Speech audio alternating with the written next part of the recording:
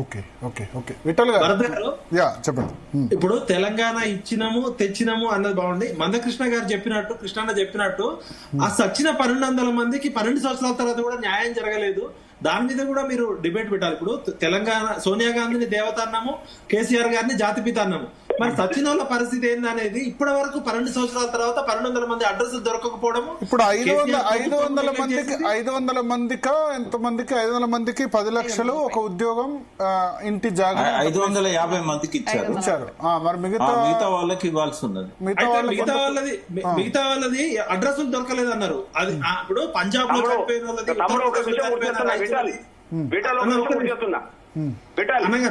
చెప్పండి. తమ్ముడు ఒక విషయం గుర్తు చేస్తున్నా.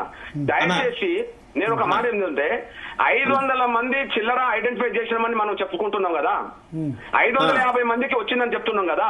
నేను అంటున్నా ఆ రోజు ఏ కారణాల వల్ల చనిపోయినా, కొంతమంది గుండె జబ్బుతో చనిపోయిన వాళ్ళు ఉన్నారు, లేదా ఇంకో కారణాలు చనిపోయిన వాళ్ళు, కానీ ఎవరు ఆ రోజుల్లో చనిపోయినా అతనికి పోయి మనం తెలంగాణ కండో కప్పేవాళ్ళం, ఆయన అమోడ్ అనేవాళ్ళం, అమోడ్ అని మనం ఊరేపు చేసేవాళ్ళం. నేను అంటున్నా టీఆర్ఎస్ శ్రేణులు ఎక్కడికట్టి తెలియనాయో అతను అమరుడు అని చెప్పి వాళ్ళందరినీ అమలుగానే గుర్తించాలి. అప్పుడైతే ఆ త్యాగాలు మన ఉద్యమాన్ని నిలబెట్టడానికి ఉపయోగపడ్డాయి కదా. దయచేసి ఈ విషయాన్ని గుర్తించాలి. భరత్ గారు, మేము అడిగినాం కేసీఆర్ గారిని. ఆయన ఏమన్నాడంటే కొన్ని పారామీటర్స్ పెట్టుకున్నాము, ఒకటి లెటర్ గానీ లేకుంటే పోలీస్ స్టేషన్ లో కంప్లైంట్ గానీ ఇట్లాంటివి ఏవైతే సూసైడ్ కు 174 అని చెప్పి ఆ సిఆర్పిసిలో ఉంటుంది.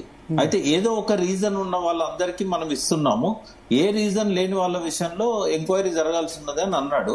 ఇప్పుడు దేశానికి కూడా స్వాతంత్ర సమరయోధులకు సంబంధించినంత వరకు చెన్నమనేని రాజేశ్వరరావు గారికి, అంతకుముందు చంద్ర రాజేశ్వరరావు గారికి కూడా వాళ్ళు సర్టిఫై చేసిన ప్రతి ఒక్కరికి కేంద్ర ప్రభుత్వం ఇచ్చింది. అట్లే ఇక్కడ ఉద్యమం నడిపిన కోదండరామ్ గారు ఉన్నారు, కేసీఆర్ గారు స్వయంగా నాయకుడు, అందులో ఉన్న వాళ్ళందరూ బతికే ఉన్నారు కదా. ఎవరు చనిపోయిన వాళ్ళని సర్టిఫై చేస్తే ఇవ్వాల్సి ఉండే, కానీ అది ఉద్యమంలో జరిగిన తప్పది. కేసీఆర్ గారు ముఖ్యమంత్రి అయిన తర్వాత ఖచ్చితంగా వాళ్ళందరికి ఇవ్వాల్సి ఉండే. ఇందాక అన్నట్టుగా ఏ కారణమైనా కూడా చచ్చిపోయిన తెలంగాణ బిడ్డ ప్రత్యక్షంగానో పరోక్షంగానో ఖచ్చితంగా తెలంగాణ ఉద్యమానికి సంబంధం ఉంటది. కాబట్టి ఇప్పటికైనా రేవంత్ రెడ్డి గారు మాట ఇచ్చారు, దాన్ని ఆయన నిలబెట్టుకోవాలి. ఇప్పుడు 2 years అయినా కూడా ఆయన నిలబెట్టుకోలేదు. మిగిలిన అమరవీరుల కుటుంబాలన్నీ కూడా ఐడెంటిఫై చేసి వాళ్ళకి ఏ ఆధారం ఉన్నా లేకున్నా పేపర్ వార్త ఆధారంగానైనా వాళ్ళకి ఖచ్చితంగా 10 లక్షల రూపాయలు ఒక ఉద్యోగం ఖచ్చితంగా ఇవ్వాలని నేను కూడా కోరుతున్నాను ముఖ్యమంత్రి గారిని. భరత్ గారు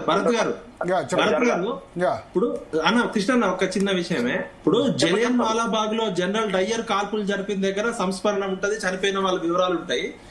ఎంత దారుణం అంటే అసెంబ్లీ ఎదురుగా ఉన్న అమరవీరుల స్తూపంలో 1969లో చనిపోయిన వాళ్ళ వివరాలు ఉంటారు. ఇంతవరకు తెలంగాణ రాష్ట్రం వచ్చిన 12 సంవత్సరాల తర్వాత కూడా ఆ అమరవీరుల స్తూపం మీద శిలాఫలకం ఉండదు.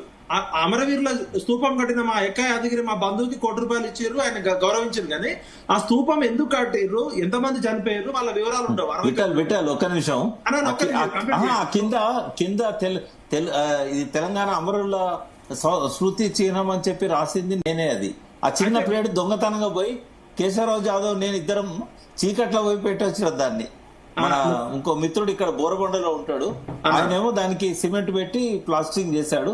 ముగ్గురమే స్కూటర్ మీద పోయి పెట్టి వచ్చినాం. అది అంటే ప్రభుత్వము, అప్పుడున్న ప్రభుత్వం గాని తర్వాత వచ్చిన కేసీఆర్ గారి ప్రభుత్వం గాని అది అమరవీరుల స్మృతి చిహ్నం అని కూడా దాని మీద బోర్డు పెట్టలేని పరిస్థితి ఏర్పడ్డది. ఇప్పటికి కూడా లేదు. అన్న భరత్ గారు, మీ ద్వారా నేను దృష్టికి తీసుకొస్తున్నా. కృష్ణన్న, ప్రకాష్ అన్న గారు, ఇంత పెద్ద పోరాటం జరిగితే చనిపోయిన 369 మంది పేర్లు లేవు, చరిత్ర లేవు.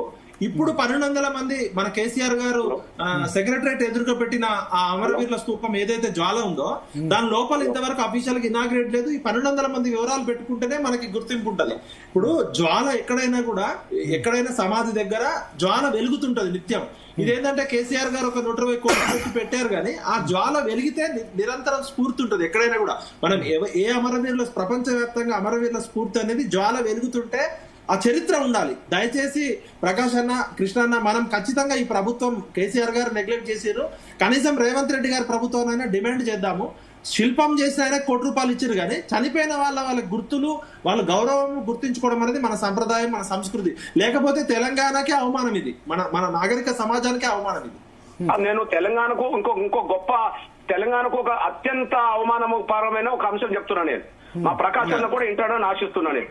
అనా మా ప్రకాశన్ వాస్తవానికి మొన్నటి తెలంగాణ ఉద్యమంలో 1000 మంది చనిపోయినా 1200 మంది చనిపోయినా ఎవరు పోలీసులు జరిపిన కాల్పుల్లో ఒక్కరు చనిపోలే. అందరు మన బిడ్డలు ఆవేదనతో ఏదో రకంగా ఆత్మహత్యలు ఇతరత్ర చనిపోవడం జరిగింది. అంటే దాదాపు 1200 మంది ఎవరు కూడా పోలీసుల కాల్పులు చనిపోలే. అందరూ మన త్యాగాలు చేసుకున్నారు పిల్లలు. కానీ 369 మంది చనిపోయింది ఎవరైనా ఆత్మహత్యలు చేసుకున్నారా? అప్పుడు అందరూ ఎన్కౌంటర్, అందరూ పోలీసు కాల్పులే చనిపోయిండు, అంతే కదా? అందరు పోలీస్ కాల్పులు అంత అత్యంత క్రూరమైన కాల్పులు జరిపించి 300. నేను చెప్తాను మీకు కన్వర్సేషన్ చెప్తాను. పీసీఆర్ ఒకసారి మందకృష్ణ మాదిగ వాయిస్ వాళ్ళకి రావట్లేదట, టీవీలో వస్తుంది. ఎస్ చెప్పండి. సో 369 మందికి మీరు న్యాయం జరగలేదు అంటారు ఆ సమయంలో? నేను అట్లా అంటలేను. అది ఎట్లా జరగాలి అది కాదు. 369 మంది మన బిడ్డలు చంపబడ్డప్పుడు ఎవరి ప్రభుత్వం ఉన్నది, ఎవరు కాల్పులు జరిపించారు? కాసు బ్రహ్మానంద రెడ్డి అంటారు, అంతే కదా? అవును. కాసు బ్రహ్మానంద రెడ్డి పార్క్ ఎట్లుంటదా హైదరాబాద్ నడిగడ్డ మీద? కాసు బ్రహ్మానంద రెడ్డి పేరు ఇంకా ఉంటదా? 369 మంది బిడ్డలు దారుణంగా చంపించిన ముఖ్యమంత్రి ఆయన అని మనమే అంటాము. ఆయన బ్రహ్మానంద రెడ్డి పేరు కాదు పెట్టి కొండలక్ష్మణ బాపూజీ పేరు పెట్టవచ్చు కదా, లేకపోతే మన జయశంకర్ గారి పేరు పెట్టవచ్చు కదా, లేదా మొదటి ఉద్యమ నాయకురాలని పడుతున్నా అది మన సదాలక్ష్మమ్మ పేరు పెట్టవచ్చు కదా, ఇంకోటి పేరు పెట్టవచ్చు కదా. కాసు బ్రహ్మానంద రెడ్డి పేరు ఉండడం అనేది మనకు అవమానం కదా. మన తమ్ముడు మొన్న బాలసుబ్రహ్మణ్యం ఏదో తెలంగాణకు వ్యతిరేకంగా అన్నాడు కాబట్టి ఆయన విగ్రహం ఎట్లా పెట్టా అంటున్నారు. అరే నాయన అన్నడో లేదో అది పక్క పెట్టు, మన తెలుగు ప్రజలందరూ కలిసి ఉండాలి, చిన్న చిన్న భిన్నాభిప్రాయాలు పక్క పెట్టు. కానీ 369 మందిని దారుణంగా చంపించింది కాసు బ్రహ్మానంద రెడ్డి ప్రభుత్వం కదా. ఆయన పేరుతో కాసు బ్రహ్మానంద రెడ్డి కేబీఆర్ పార్క్ ఉండడం అనేది మన తెలంగాణ ప్రజలకు అవమానమే కదా.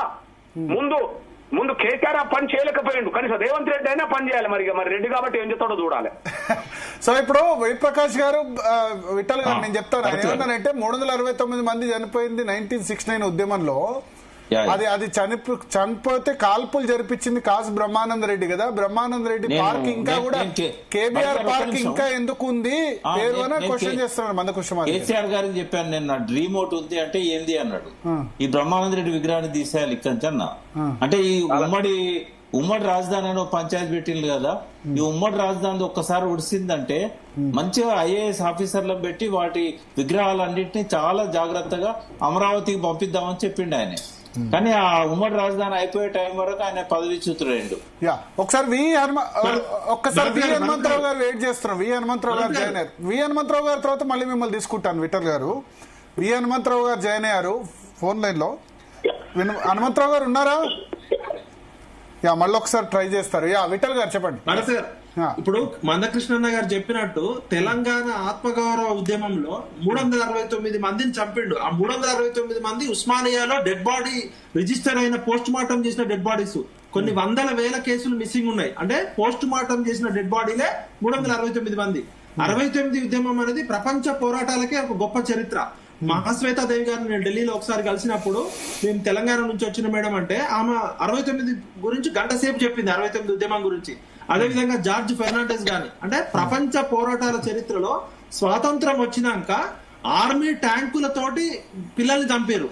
9 నెలలు కర్ఫ్యూ జరిగిన పోరాటము చాలా మంది మా బంధువులు కూడా పార్టిసిపేట్ చేశారు. అలాంటి పోరాటాల్లో కాసు బ్రహ్మానంద రెడ్డి విగ్రహం తెలంగాణ వచ్చినాక 12 సంవత్సరాల తర్వాత ఉండడం అంటే మనందరం కూడా సిగ్గుపడాలి. తెలంగాణ ఉద్యమకారులను చెప్పుకుంటున్న మనందరం కూడా నిజంగా సిగ్గుపడాలి. ఇమీడియట్ గా కాసు బ్రహ్మానంద రెడ్డి గారి విగ్రహం ఆంధ్రాకు పంపించాలి. కాసు బ్రహ్మానంద రెడ్డి ఏమొస్తుంది ఇప్పుడు విగ్రహాలన్నీ తీస్తే వస్తే ఇప్పుడు ఏమొస్తుంది? లేదు, అది మా ఆత్మగౌరవానికి సార్. మమ్మల్ని చంపినోడు కదా. ఇప్పుడు మమ్మల్ని పెట్టి చంపిన కాసు బ్రహ్మానంద రెడ్డి విగ్రహం తెలంగాణ ఆత్మగౌరవం సిగ్గుచేటు నిజంగా. తమ్ముడు ఆ పేరు అన్నగారు భరత్ చెప్పండి. నేను ఒక మాట చెప్పనా? ఇప్పుడు పొట్టి శ్రీరాములు తెలంగాణకు వ్యతిరేకం కాదు నాన్న. ఓకే, ఆయన ఒక ప్రత్యేక ఆంధ్ర రాష్ట్రం కోసం త్యాగాలు చేసిన మహనీయుడు. నిజంగా చెప్పాలంటే నూతన రాష్ట్రాలకు ఒక స్ఫూర్తినిచ్చిన మనిషి.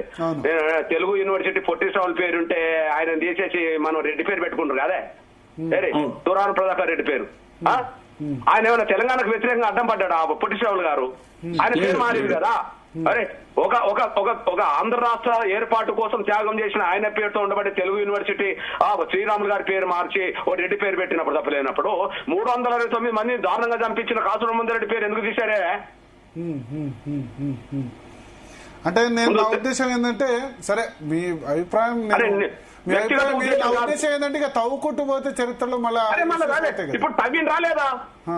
పొట్టి శ్రీరాములు గారు తెలుగు యూనివర్సిటీకి ఆయన పేరు ఉన్నది. ఆయన తీసి ఎవరి పేరు పెట్టిండ్రు? ఈ గవర్నమెంట్, రేవంత్ రెడ్డి గవర్నమెంట్, కేసీఆర్. నేను అదే అడుగుతున్నా. పొట్టి శ్రీరాములు గారు మనకు తెలంగాణకు వ్యతిరేకమానే? అప్పుడేమన్నా తెలంగాణ అడ్డం పడతారు? ఆయన ప్రత్యేక ఆంధ్ర రాష్ట్రం కోసం ఫైట్ చేశారు. ఆయన ఒక రాష్ట్రం కోసం త్యాగపురుషుడు అతను. ఒక రాష్ట్ర స్ఫూర్తి మనకు కూడా వచ్చింది అనుకుందాం. ఆయన పేరున్న దాన్ని మార్చి సురాణం ప్రతాప్ రెడ్డి అని ఎందుకు పెట్టుకున్నాం? మనం తెలంగాణ వాడని పెట్టుకున్నాం. విజయభాస్కర్ రెడ్డి స్టేడియం ఉంది, గచ్చిబౌలి. మిగతా వాళ్ళ గురించి మాట్లాడలేను బ్రదర్.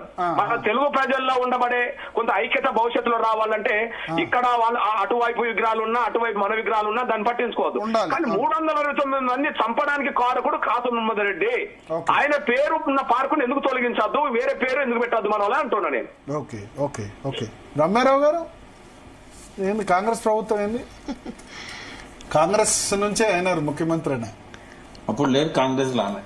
నేను అప్పుడు కాంగ్రెస్ లో లేకపోయినా నేను అప్పుడు కాంగ్రెస్ లో లేకపోయినా ఇప్పుడు గత 10 సంవత్సరాలలో మీరు ఏవైతే ఇంతసేపు మనం అన్ని మాట్లాడుకున్నామో ఆ జరగని విషయాలు మందకృష్ణ అన్న చెప్పినట్టు అన్యాయం అయిపోయిన కుటుంబాలకు కానివ్వండి, విద్యార్థులకు కానివ్వండి, వాళ్ళందరికీ త్యాగాలను మనం గుర్తుంచుకునే విధంగా తప్పకుండా రేవంత్ రెడ్డి గారు మా ముఖ్యమంత్రి గారు ఆ దిశగా కృషి చేస్తున్నారు.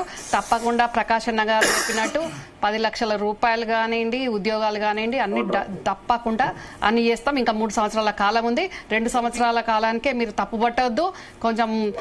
ఎందుకంటే 2 సంవత్సరాల కాలంలో ఎలాంటి ఇబ్బందికరమైన పరిస్థితులు ఉన్నాయి బడ్జెట్ వల్ల అనేది కూడా మీరు అందరు కూడా చూస్తున్నారు. తప్పకుండా అన్ని నెరవేర్చే దిశగా రేవంత్ రెడ్డి గారు కానివ్వండి, మా ముఖ్యమంత్రులు కానివ్వండి, మా మంత్రులు కానివ్వండి, తెలంగాణ ఇచ్చిన ప్రదాత మా సోనియమ్మ గాంధీ గారు మా కాంగ్రెస్ ఐడియాలజీ ప్రకారం విద్యార్థులు ముఖ్యంగా ప్రజా సంకల్పం గట్టిది కాబట్టి ఆ సంకల్పాన్ని గుర్తించి ఆ ఆకాంక్షను గుర్తించి నష్టమైన కష్టమైన అన్నిటి కోర్చుకొని తెలంగాణ ఇచ్చిన కాంగ్రెస్ పార్టీ తప్పకుండా ఏదైతే ఇప్పుడు ఈ పార్క్ విషయంలో కానివ్వండి, అమరుల కుటుంబాల విషయం కానివ్వండి, ప్రతి ఒక్క విషయంలో కూడా ముఖ్యమంత్రి గారు దాన్ని నెరవేర్చే విధంగా పార్టీలు ఉన్న మేమందరం కూడా తప్పకుండా ఆయన మీద ఒత్తిడి చేస్తాము. 300 గజాల ఇంటి స్థలము ఎంత సహాయం. చెప్పండి ఒక మాట రమ్యకు చెప్పాలి నేను. చెప్పండి. కాసు బ్రహ్మానంద తెలంగాణ ద్రోహే కాదు, కాంగ్రెస్ కూడా ద్రోహం చేసిండు. కాంగ్రెస్ కు ద్రోహం చేసిండు, ఇందిరాగాంధీ కుటుంబానికి ద్రోహం చేసిండు. రెడ్డి కాంగ్రెస్ పెట్టుకున్నాడు, రెడ్డి కాంగ్రెస్ పెట్టుకొని ఇందిరాగాంధీ కూడా మోసం చేశాడు. టీవీ ఒకసారి ఆపండి. నేను అనేది ఏంటంటే ఈ కాసు బ్రహ్మానంద రెడ్డి గురించి వచ్చింది కాబట్టి కాసు బ్రహ్మానంద రెడ్డి కుటుంబం. విఠల్ గారు, వి ప్రకాష్ గారు, మీరు మళ్ళీ యూట్యూబ్ లో చూస్తున్నట్టున్నారు. అది రివర్స్ మళ్ళీ వస్తుంది ఆడియో. నేను చూడట్లేదు, మా దగ్గర ఏంటి. విఠల్ గారు చూడండి, విఠల్ గారు మీరు మ్యూట్ లో పెట్టండి. నేను ఒక ఇంపార్టెంట్ పాయింట్ చెప్తున్నా. కాసు బ్రహ్మానంద రెడ్డి ఎవరికి కూడా నచ్చాడు, ఎందుకంటే ఇందిరాగాంధీకి ద్రోహం చేసి రెడ్డి కాంగ్రెస్ అని పెట్టిండ్రు. అందులో బ్రహ్మానంద రెడ్డి ఇంపార్టెంట్ రోల్. కాబట్టి తెలంగాణకు ద్రోహం చేసిండు, ఇందిరా కుటుంబానికి చేసిండు, కాంగ్రెస్. ఒకసారి వి హనుమంతరావు గారితో మాట్లాడదాం.